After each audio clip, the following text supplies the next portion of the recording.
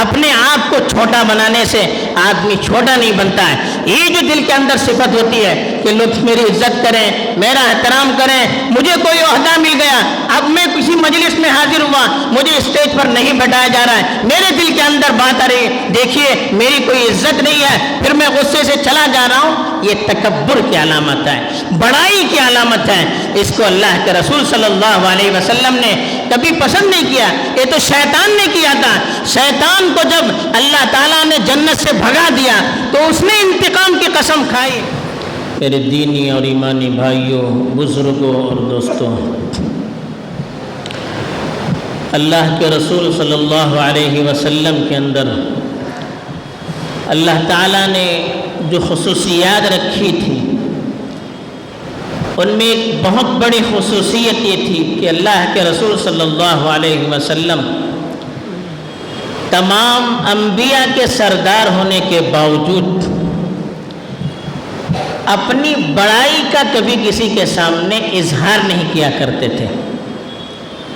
ہمیشہ لوگوں کے درمیان ایک عام آدمی کی طرح رہتے تھے، چاہے وہ اپنے گھر میں ہوں یا اپنے دوستوں کے ساتھ ہوں یا بچوں کے ساتھ ہوں یا اور کسی ماحول میں ہوں، عام لوگوں سے اپنے آپ کو بڑا ثابت کرنے کی کبھی کوشش نہیں کرتے تھے۔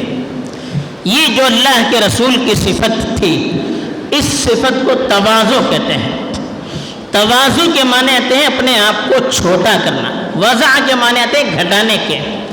تواضع کے معنی یہی ہے کہ اپنے آپ کو لوگوں کے سامنے بڑا بنا کر ثابت نہ کریں، لوگوں کے سامنے اپنی خوبیاں بیان کر کر کے یا اپنی صلاحیت کا اظہار کر کے یا اپنے عہدے کا اظہار کر کے اپنی بڑائی ان کے سامنے ثابت نہ کریں، یا لوگوں سے اپنے فضائل اور اپنی خوبیاں اور اپنی تعریف کے سننے کا شوق دل کے اندر نہ ہو۔ یہ جو جذبہ انسان کے اندر رہتا ہے، یہی جذبہ انسان کو آگے بڑھاتا ہے، اور یہی وہ صفت ہوتی ہے جس صفت سے لوگوں کے دلوں کے اندر بھی محبت بھی پیدا ہوتی ہے اور سامنے والے کی عزت اور اس کا وقار بھی بڑھتا ہے۔ اور یہ صفت بندوں کو اللہ کے یہاں بھی بڑا مقام دلاتی ہے۔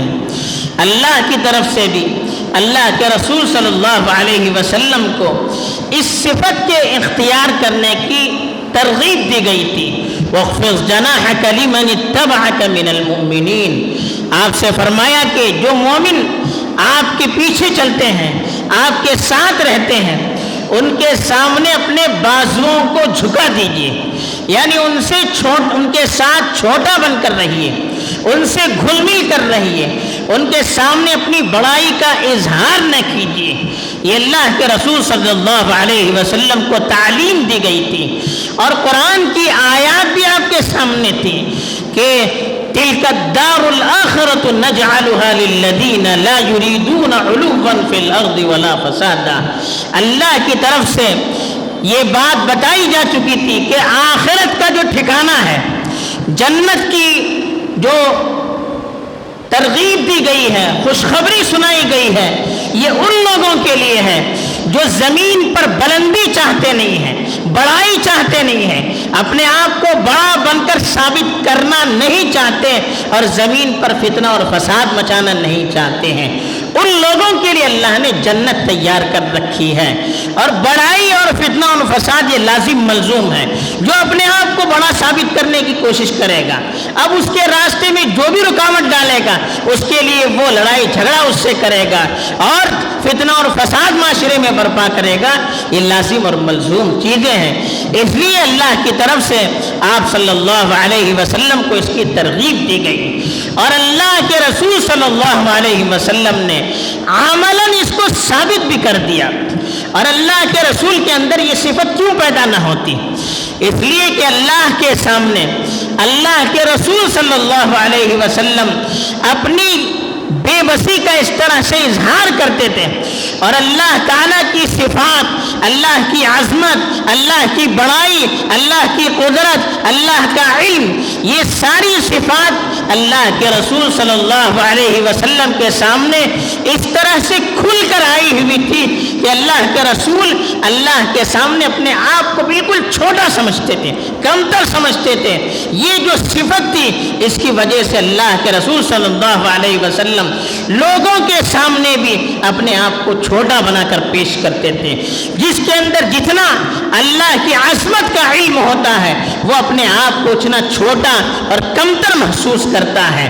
دیکھیے جو درخت ہوتا ہے، جس درخت کے اندر پھل جتنے ہوں گے وہ درخت اتنا جھکا ہوا رہتا ہے۔ جس آدمی کے اندر جتنی خوبیاں ہوں گی، اللہ کی طرف سے جتنی نوازشیں ہوں گی، وہ آدمی اپنے آپ کو لوگوں کے سامنے اتنا ہی چھوٹا بنا کر پیش کرے گا۔ اللہ کے رسول صلی اللہ علیہ وسلم نے اپنی زبان سے بھی اس کو ثابت کیا اور اپنے عمل سے بھی اس کو ثابت کیا۔ اللہ کے رسول صلی اللہ علیہ وسلم نے خود ارشاد فرمایا، من تواضع للہ رفعہ اللہ، جو اللہ کے لیے اپنے آپ کو چھوٹا کرتا ہے اللہ تعالیٰ اس کو بہت بلند کرتا ہے۔ یعنی اللہ کے لیے اپنا حق چھوڑ کر اپنے آپ کو چھوٹا ثابت کر دے گا، اللہ یقیناً اس کے نتیجے میں لوگوں کے نزدیک بھی اس کا مقام بڑھائیں گے، اپنے یہاں بھی اس کا مقام بہت اونچا کریں گے۔ اور اللہ کے رسول صلی اللہ علیہ وسلم نے اپنی اس صفت کی وجہ سے اس زمانے میں لوگوں کے اندر جو امتیاز تھا، اونچ نیچ تھی، یہ بڑا، فلاں چھوٹا، فلاں خاندان کی یہ خصوصیت، فلاں خاندان کی یہ خصوصیت، عربوں کی یہ خصوصیت، عجم کی یہ خصوصیت، ہر قوم اپنے آپ کو اپنی صفات کی وجہ سے اور اپنی خصوصیات کی وجہ سے دوسروں کو بڑا ثابت کرنا چاہتی تھی، اور خاص طور پر عربوں کے اندر یہ صفت سب سے بڑی ہوئی تھی۔ عرب اپنے آپ سے بڑھ کر کسی کو سمجھتے نہیں تھے۔ ان میں بھی جو قریش کا خاندان تھا، جس خاندان میں رسول اللہ صلی اللہ علیہ وسلم پیدا ہوئے اور وہیں پر پرورش پائی تھی، اس خاندان کا مقام عربوں میں ایسے بھی بڑا ہوا تھا۔ کعبۃ اللہ کے پاس رہتے تھے، کعبۃ اللہ کی نگرانی کرتے تھے، لوگوں کی مہمان نوازی کرتے تھے۔ اس کی وجہ سے پورے عرب میں اس خاندان کی بڑی عزت تھی۔ وہ اس خاندان والے بھی اپنے آپ کو بڑا سمجھتے تھے اور دوسرے لوگ بھی ان کا بڑا اعزاز کرتے تھے۔ اس خاندان کے لوگوں کے درمیان اللہ کے رسول صلی اللہ علیہ وسلم نے اعلان کیا کہ لا فضل لعربی علی عجمی ولا لعجمی علی عربی ولا لاسود علی ابیض ولا لابیض علی اسود الا بالتقوی۔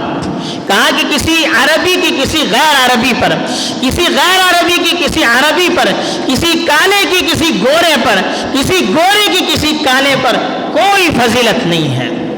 فضیلت اگر ہے تو تقوی کی بنیاد پر ہے۔ اللہ سے ڈرنے کا جذبہ کس کے اندر کتنا زیادہ ہے وہ اتنا بڑا ہے، اور یہ وہ صفت ہے جس کو کوئی سمجھ نہیں سکتا ہے، اللہ کے علاوہ کوئی سمجھ نہیں سکتا۔ گویا اللہ کے رسول صلی اللہ علیہ وسلم نے یہ بتا دیا کہ اللہ کے ہاں کس کا بڑا مقام ہے۔ یہ جب کسی کو معلوم نہیں ہے تو پھر دنیا میں کسی پر کسی کو کوئی فضیلت نہیں ہے۔ اور اللہ کے رسول صلی اللہ علیہ وسلم نے اپنے عمل سے اس کا اظہار کیا۔ پہلا موقع جب مکہ فتح ہوا تو اللہ کے رسول فاتح بن کر آئے، اور سامنے وہ لوگ تھے جو شکست کھا چکے تھے۔ اللہ کے رسول صلی اللہ علیہ وسلم کے سامنے اپنی ہار کو مان چکے تھے، تسلیم کر چکے تھے، اور ان لوگوں نے اللہ کے رسول صلی اللہ علیہ وسلم اور آپ کے ساتھیوں پر بے انتہا ظلم کیا تھا، یہاں تک کہ ان کو مکے سے ظلم کر کے نکلنے پر مجبور کیا تھا۔ وہ لوگ، ایسے ظالم لوگ اللہ کے رسول صلی اللہ علیہ وسلم کے سامنے تھے۔ ظاہر بات ہے کوئی دوسرا ہوتا تو کس شان سے داخل ہوتا مکے میں، لیکن اللہ کے رسول صلی اللہ علیہ وسلم جب مکے میں داخل ہو رہے تھے تو جس اونٹنی پر بیٹھے ہوئے تھے، سر اتنا جھکائے ہوئے تھے، تواضع کی وجہ سے اتنا اپنے سر کو جھکائے ہوئے تھے۔ صحابہ نے لکھا ہے کہ جھکنے کی وجہ سے آپ کے داڑھی کے بال اونٹ کی پیٹھ کو لگ رہے تھے، اتنا جھک کر مکے کے اندر داخل ہو رہے تھے۔ یہ ثابت کرنا چاہ رہے تھے کہ اس میں میرا کوئی کمال نہیں ہے، جو کچھ کمال ہے وہ صرف اللہ کا ہے۔ اور اس بندے کی طرح اللہ کے رسول ظاہر داخل ہو رہے تھے جس کے سامنے اللہ کی عظمت اس وقت ظاہر تھی۔ ہم نے فتح کیا، ہماری عظمت کچھ بھی نہیں ہے، اللہ کی عظمت جب سامنے ہوگی تو انسان کی اپنی ذات اس کے سامنے کوئی حیثیت نہیں رکھتی ہے۔ اس لیے اللہ کے رسول صلی اللہ علیہ وسلم جھک کر، اتنا جھک کر داخل ہوئے کہ لوگ دیکھتے تھے کہ کیا آدمی ہے، کہ داڑھی بھی اس کی وہ اونٹ کی پیٹھ سے لگ رہی تھی۔ اس موقع پر جب مکہ فتح ہوا، اللہ کے رسول صلی اللہ علیہ وسلم مکے میں داخل ہوئے، ایک شخص اللہ کے رسول صلی اللہ علیہ وسلم کی خدمت میں حاضر ہوا، آپ سے کچھ بات کرنا چاہ رہا تھا۔ اب وہ آدمی یہ سوچ کر آیا تھا کہ اللہ کے رسول کوئی بڑے بادشاہ ہیں، اس لیے کہ بادشاہ کے دربار میں آدمی جاتا ہے تو پھر اس کے آداب ہوتے ہیں، اس کے اصول ہوتے ہیں، رعب کی وجہ سے آدمی کب کپاتا ہے، معلوم نہیں کب بادشاہ تیش میں آ جائے، غصے میں آ جائے اور گردن اڑانے کا حکم نہ دے۔ تو اللہ کے رسول صلی اللہ علیہ وسلم کے بارے میں بھی اس کا یہی تصور تھا۔ وہ اللہ کے رسول صلی اللہ علیہ وسلم کی خدمت میں آیا تو تھر تھر کپا رہا تھا۔ اللہ کے رسول سمجھ گئے اس آدمی کی نفسیاتی کیفیت کیا ہے، اللہ کے رسول سمجھ گئے اور اللہ کے رسول صلی اللہ علیہ وسلم نے فوراً اس سے کہا ہوّن علیک، ذرا اپنے اوپر رحم کیجئے، گھبرائیے نہیں، انا لست بملک، میں کوئی بادشاہ نہیں ہوں، بلکہ کہا انما انا ابن امرأۃ من قریش تأکل القدید، کہا کہ میں قریش کی ایک عورت کا بیٹا ہوں جو سوکھا گوشت کھاتی تھی، یعنی بالکل اپنی عامیت کا اظہار کیا، جیسے تم کسی ماں کے بیٹے ہو، میں بھی ایک عورت کا بیٹا ہوں، جیسے تمہاری ماں سوکھا گوشت کھاتی ہے، معمولی گوشت کھاتی ہے، میری ماں بھی وہی گوشت کھاتی تھی، تو میرے اور تمہارے درمیان کوئی فرق نہیں ہے، اس لیے میرے سامنے ڈرنے اور گھبرانے کی کوئی ضرورت نہیں ہے۔ اس طرح سے سامنے والے کے دل کو آپ نے تسکین دی۔ ایک بادشاہ بن کر، ایک حاکم اور فاتح بن کر جا رہے تھے، لیکن کبھی اپنی بڑائی اس کے دل میں بٹھانے کے لیے آپ نے کوشش نہیں کی۔ دوسرا، آپ کے ساتھیوں کے ساتھ آپ کا برتاؤ، آپ کے ساتھی آپ کو اللہ کا نبی سمجھتے تھے، لیکن اللہ کے نبی صلی اللہ علیہ وسلم کا ان کے ساتھ جو برتاؤ تھا، جیسے ایک دوست کا دوسرے دوست کے ساتھ برتاؤ ہوتا تھا۔ اللہ کے رسول جب مجلس ہوتی تو ہنس مس کر ان سے باتیں کیا کرتے تھے، بلکہ اہم معاملات میں ان سے مشورے بھی کیا کرتے تھے۔ غزوہ بدر کے موقع پر، غزوہ خندق کے موقع پر ان سے مشورہ کیا، غزوہ احد کے موقع پر، اور خالی مشورہ نہیں کرتے تھے بلکہ ان کے مشورے کے اندر اگر قابل قبول بات ہوتی تو اس کو قبول کرتے تھے۔ غزوہ خندق کے موقع پر حضرت سلمان فارسی نے کہا کہ اللہ کے رسول مدینے کے سامنے خندق کھود دیجئے، بڑا گڑھا کھود دیجئے۔ یہ جنگی ٹیکنک تھی اس زمانے کی ایران والوں کی، تو اللہ کے رسول نے فوراً ان کی رائے کو قبول کیا، حالانکہ خود نبی تھے لیکن ایک عام صحابی کی رائے کو آپ نے قبول کیا۔ ایسے ہی غزوہ بدر کے موقع پر جب صفیں بنائی جا رہی تھی تو اللہ کے رسول صلی اللہ علیہ وسلم صحابہ کو لے کر ایک جگہ پر ٹھہر گئے۔ ایک دوسرے صحابی اللہ کے رسول صلی اللہ علیہ وسلم کی خدمت میں حاضر ہوئے اور عرض کیا، اللہ کے رسول اس جگہ پر آپ جو اترے ہیں کیا اللہ کی طرف سے آپ کو وحی آئی ہے؟ یہ پوچھا۔ اللہ کے رسول نے کہا نہیں۔ تو انہوں نے کہا کہ اللہ کے رسول یہاں مت اتریے، اس جگہ پر اتریے، یہ جنگی اعتبار سے یہ جگہ ٹھیک نہیں ہے، وہ جگہ ٹھیک ہے۔ ان کے کہتے ہی اللہ کے رسول نے فوج سے کہا یہاں سے اٹھیے، وہاں چلا جائیے، وہاں چلے جائیے، یعنی اپنے ایک صحابی کی بات پر پورا فیصلہ بدل دیا۔ کئی موقع ایسے آئے کہ اللہ کے رسول نے اپنے صحابی اور اپنے ساتھی کی بات پر پورا اپنا فیصلہ بدل دیا۔ یہ آپ کی تواضع کی نشانی، آپ نے آپ کو کبھی بڑا ثابت نہیں کیا۔ ایسے ہی صحابہ کی مجلس میں ایسے بیٹھتے تھے کہ کسی کا فرق کسی کو نظر نہیں آتا۔ کوئی اجنبی نیا آدمی اللہ کے رسول صلی اللہ علیہ وسلم سے ملاقات کے لیے آتا تو صحابہ کی مجلس میں داخل ہو کر پوچھتا محمد کون ہے؟ ایکم محمد، محمد کون ہے؟ اس لیے کہ معلوم ہی نہیں، سب سارے صحابہ اور اللہ کے رسول، ان کے درمیان کوئی فرق نہیں۔ ایسا نہیں کہ اللہ کے رسول کوئی تخت پر بیٹھے ہوئے ہیں، ان کے لیے الگ سے کرسی ہے، ان کے لیے گاؤ تکیہ ہے، کچھ بھی نہیں۔ جیسے عام صحابہ بیٹھے رہتے، اللہ کے رسول بھی ایسے ہی بیٹھے رہتے، یہاں تک کہ ایک آدمی جو آپ سے پہلے جس کی ملاقات نہ ہو وہ پہچان نہیں پاتا کہ ان میں محمد کون ہے، ان کو خلط ملط ہو جاتا۔ تو یہ اللہ کے رسول صلی اللہ علیہ وسلم کی حالت تھی اپنے صحابہ کے ساتھ۔ ایسے کتنے موقع فجر کے بعد اللہ کے رسول عام طور پر نماز کے بعد ذکر و اذکار سے فارغ ہو کر اپنے ساتھیوں کے درمیان بیٹھتے اور ان کے پرانے واقعات سنتے۔ جب صحابہ ہنستے آپ بھی ہنسنے لگتے، ہنسنے کی بات آتی، خوشی کی بات آتی، صحابہ مسکراتے آپ بھی مسکراتے، کوئی فرق نہیں۔ کسی طرح سے اپنے نبی ہونے کا اظہار ان کے سامنے نہیں کرتے، بلکہ ہر وقت ان کی دلجوئی کا خیال رکھتے۔ ایسی تیسری طرف گھر میں جاتے تو گھر میں جانے کے بعد یہ نہیں کہ میں نبی ہوں، نہیں، وہاں شوہر تھے، اپنی بیویوں کے شوہر، ان کے سامنے بھی کبھی اپنی بڑائی کا اظہار نہیں کرتے، بلکہ اللہ کے رسول صلی اللہ علیہ وسلم فرماتے، اللہ کے رسول صلی اللہ علیہ وسلم کے بارے میں حضرت عائشہ فرماتی ہیں کہ اللہ کے رسول گھر میں آتے تو یخصف نعلہ ویخیط ثوبہ، اپنا جوتا اگر وہ ٹوٹ جاتا خود اس کی اصلاح کرتے، چپل اگر ٹوٹ جاتی خود اصلاح کرتے، کپڑے اگر پھٹ جاتے خود اس کو سینے لگتے، اور گھر کے کام کاج میں اپنی بیویوں کا ساتھ دیتے، اپنے کپڑے خود اس کو تہہ کرتے، اس کو دھوتے، سب اپنا کام خود کرتے۔ وہاں پر یہ فرق محسوس ہونے نہیں دیتے کہ میں نبی ہوں اور آپ عام انسان ہیں، نہیں، ان کے ساتھ رہتے، انہی کی طرح رہتے، اپنی بیویوں کے ناز رخنوں کو برداشت کرتے، ان میں کچھ تو میں ہو جاتا تو اس کو بھی اللہ کے رسول صلی اللہ علیہ وسلم برداشت کرتے، اپنی نبوت کا دھوس جما کر ان پر رعب جمانے کی کوشش نہیں کرتے، بلکہ عام انسانوں کی طرح رہتے، بلکہ بعض مرتبہ اہم معاملات میں اپنی بیویوں سے مشورہ کرتے۔ بخاری شریف کی روایت ہے کہ صلح حدیبیہ کے موقع پر جب صحابہ عمرے کے لیے جا رہے تھے، لیکن ایک جگہ حدیبیہ نامی جگہ ہے، وہاں پر پہنچ گئے تو کافروں نے ان کو روک دیا کہ ہم آپ کو عمرہ کرنے نہیں دیں گے۔ پھر آپس میں معاہدہ ہوا اور اس میں طے ہوا کہ اس سال عمرہ نہیں کرنا ہے، آئندہ سال عمرہ کرنا ہے۔ اب اللہ کے رسول فیصلہ ان کو قبول کر چکے تھے، اب جانے کے لیے احرام اتارنا تھا۔ اب احرام اتارنے کے لیے ضروری تھا کہ حلق کریں اور جانور کا ذبح کریں۔ تو اللہ کے رسول نے صحابہ سے کہا کہ اب چونکہ واپس جانا ہے تو سب اپنا اپنا حلق کرے، سر منڈا دے اور اپنے اپنے جانور کو ذبح کرے اور احرام اتارے۔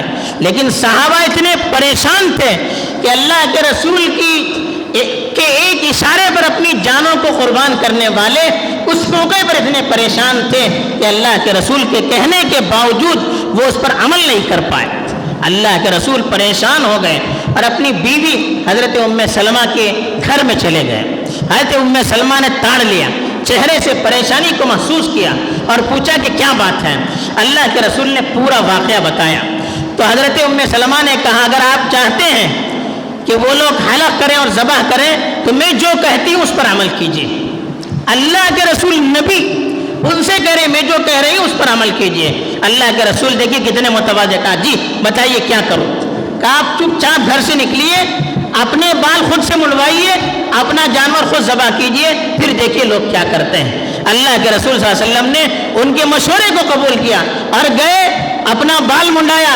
جب صحابہ نے دیکھا کہ اللہ کے رسول صلی اللہ علیہ وسلم اپنے بال منڈا رہے ہیں تو ایک دوسرے پر ٹوٹ پڑے اور بال منڈوانے لگے اور جانور ذبح کرنے لگے۔ اتنے بڑے نبی ہو کر اپنی بیوی کے رائے کو جوں کا تو قبول کیا اور اس پر عمل بھی کیا اور اس کی وجہ سے ایک بڑا مسئلہ حل ہو گیا۔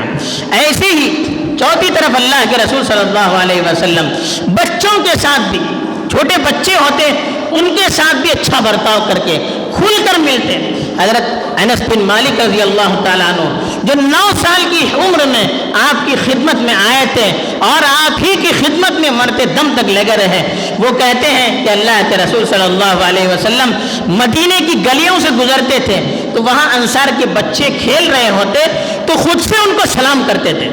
یہ نہیں کہ میں بڑا ہوں مجھے سلام کریں، نہیں، خود سے ان کو سلام کرتے تھے۔ یہ آپ کے تواضع کی نشانی ہے کہ اپنے آپ کی وہ حیثیت لوگوں کے اندر جمانے کی کوشش نہیں کرتے تھے، بلکہ اللہ کے رسول صلی اللہ علیہ وسلم ان سے مذاق بھی کرتے تھے۔ ایک صحابی تھے، چھوٹے بچے، ابو عمر ان کا نام تھا، وہ چڑیا کو پالتے تھے، جیسے بچوں کو عادت ہوتی ہے گھر میں کبوتر پال رہے ہیں، طوطا پال رہے ہیں، تو ایسے وہ بھی کوئی چڑیا پال رہے تھے۔ اللہ کے رسول جب ان کے یہاں جاتے تو ان سے تفریح کر کر پوچھتے، یا ابا عمر ما فعل النغیر، اے ابو عمر وہ تمہاری چڑیا کیا ہوگی، ایسے ان کو پوچھتے رہتے تھے۔ اچانک اس چڑیا کا انتقال ہو گیا، مر گئی چڑیا۔ اب وہ بچے تھے، بہت پریشان ہوئے، رونے لگے۔ اللہ کے رسول صلی اللہ علیہ وسلم کو معلوم ہوا، خود آئے اور اس بچے کو ہنسانے لگے، اور ہنسا کر جب وہ ہنسنے لگا تو چلے گئے۔ یعنی وہ پریشان تھا، اس کی پریشانی کو دیکھ نہیں پائے، خود اس کے لیے اس کے گھر میں آ کر اس کو تسلی کی باتیں کرتے کرتے ہنسانے لگے۔ جب وہ بچہ مسکرانے لگا تو آپ کو تسلی ہوئی اور پھر آپ چلے گئے۔ اس طرح سے بچوں کے ساتھ بھی آپ کا معاملہ بڑا بے تکلفانہ تھا، ان کے ساتھ بچوں کی سی باتیں کرتے تھے، ان کے دل کو بہلانے کی کوشش کرتے تھے۔ اس کی وجہ سے لوگوں کے دلوں کے اندر آپ کی محبت بڑھتی چلی گئی، آپ کا احترام بھی بڑھتا چلا گیا، آپ کی عزت بھی بڑھتی چلی گئی، اور لوگ آپ کے قریب آتے چلے گئے، اور اس کی وجہ سے دین کو پھیلنے میں بڑی مدد ملی۔ بہت سے غیر مسلموں نے لکھا ہے کہ اللہ کے رسول کی جو صفت تھی کہ لوگوں کے سامنے اپنے آپ کو بڑا نہ بنانا، چھوٹا بن کر رہنا، سب سے گھل مل کر رہنا، بے تکلف رہنا، اس صفت کی وجہ سے لوگوں میں آپ کی مقبولیت بھی بڑی ہے، اور اسلام کے پھیلنے میں بھی اس سے بڑی مدد ملی ہے۔ آج ہمیں اس صفت کو اختیار کرنے کی ضرورت ہے۔ اپنے آپ کو چھوٹا بنانے سے آدمی چھوٹا نہیں بنتا ہے۔ یہ جو دل کے اندر صفت ہوتی ہے کہ لوگ میری عزت کریں، میرا احترام کریں، مجھے کوئی عہدہ مل گیا، اب میں کسی مجلس میں حاضر ہوا، مجھے اسٹیج پر نہیں بٹھایا جا رہا ہے، میرے دل کے اندر بات آ رہی ہے، دیکھیے میری کوئی عزت نہیں ہے، پھر میں غصے سے چلا جا رہا ہوں، یہ تکبر کی علامت ہے، بڑائی کی علامت ہے۔ اس کو اللہ کے رسول صلی اللہ علیہ وسلم نے کبھی پسند نہیں کیا، یہ تو شیطان نے کیا تھا۔ شیطان کو جب اللہ تعالیٰ نے جنت سے بھگا دیا تو اس نے انتقام کی قسم کھائی کہ رب بما اغویتنی لأزینن لهم فی الارض ولأغوینہم اجمعین، اے میرے پروردگار آپ نے مجھے گمراہ کیا ہے، مجھے جنت سے نکالا ہے، اس کی وجہ سے میں انسانوں کو دنیا کی چیزیں خوبصورت بنا کر چھوڑوں گا اور ان کو جہنم میں داخل کر کے رہوں گا۔ تو انتقام لینا یا اپنی توہین کو محسوس کرنا، اس سے کہا آدم کے سامنے سجدہ کرو، اس نے کہا میں نہیں کروں گا، شیطان نے، میں تو آگ سے بناؤں، یہ مٹی سے بنا ہے، مٹی زمین میں رہتی ہے، آگ اوپر کو اڑتی ہے۔ اپنی بڑائی اللہ کے سامنے جتلانے لگا اور اپنی بڑائی کا اظہار کرنے لگا اور ان کے سامنے سجدہ کرنے میں اپنی حقارت محسوس کرنے لگا، تو اللہ تعالیٰ نے اسی وقت اس کو جنت سے نکال دیا۔ یہ تکبر کی صفت، بڑائی کی صفت انسان کو برباد کر دیتی ہے، قوموں کے اندر ہو قوموں کو برباد کر دیتی ہے، اداروں کے اندر ہو اداروں کو برباد کر دیتی ہے۔ آج اس کی ضرورت ہے، اپنے اندر چھوٹا پن محسوس کریں، اپنے اندر اللہ کی عظمت کو دل پہ لائیے، ساری اپنی عظمت ختم ہو جائے گی۔ اس صفت کو اختیار کریں گے، آج بھی معاشرے کے اندر محبت پھیل سکتی ہے، آج بھی معاشرے کے اندر اتحاد اور اتفاق پھیل سکتا ہے، آج بھی معاشرے کے اندر امن و انصاف عام ہو سکتا ہے، آج بھی غیروں کے اندر ہماری محبت اور ہمارا احترام بڑھ سکتا ہے۔ لیکن ایک چیز کو پیدا کرنے کی ضرورت ہے، وہ ہے تواضع، اپنے آپ کو چھوٹا سمجھنا اور دوسروں کے سامنے چھوٹا بنا کر پیش کرنا۔ اللہ تعالیٰ مجھے بھی اس صفت سے متصف فرمائے، آپ کو بھی متصف فرمائے، آمین۔ وآخر دعوانا الحمد للہ رب العالمین۔